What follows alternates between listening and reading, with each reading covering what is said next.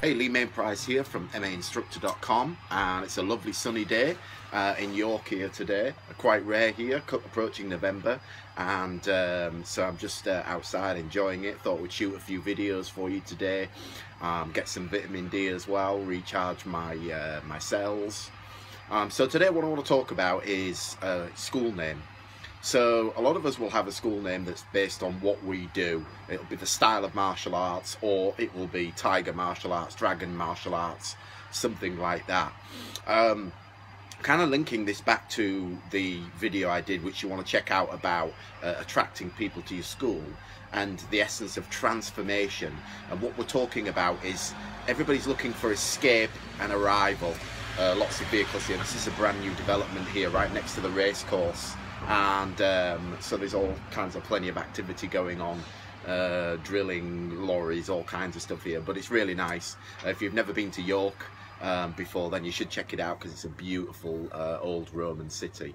So anyway, back to what I was talking about is if we can go from the beginning and we think about the transformation, then really what we want our school to be is, in essence, what it's going to do for them. So for example, my martial arts school was called Eastern Freestyle, and then at a later stage we rebranded and called it Personal Power Martial Arts.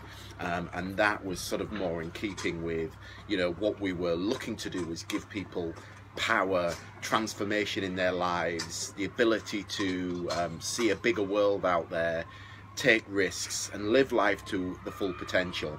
So personal power was perfect for me in my school.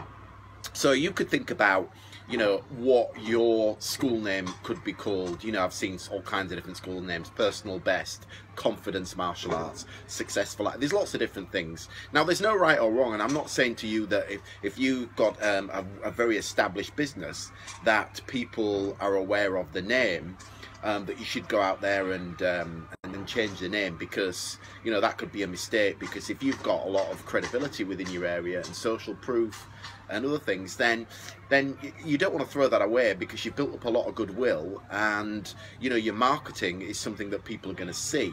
So think about that carefully before you do anything. But in essence, this goes back to you know, what you do, and what you do is ideally what you want your school name to be. So you might want to jot some things down on paper and think about what your school name is, and what emotions, what do you want your school name to say to prospects and your members about what you stand for, what's your mission, and thinking about the transformation of the before and after, where the journey that you take your students on, what will they become at the end of that transformation period. And that would be the ideal name of what to call your school. So there we have it, just a simple thing, something to think about, and how to name your school in a sense that is going to be able to sell it better to prospects and people around you. And then of course you can make your logo and other things, you know, identify with that and encapsulate even more, whether it's an image, whatever it would be, a graphic, an illustration. You can add that into there as well. But in essence, that's just a simple thing to get you thinking about how to sell your school from your school name. And especially if you're starting out, perfect place to learn this, and pick out your school name carefully and get that domain name.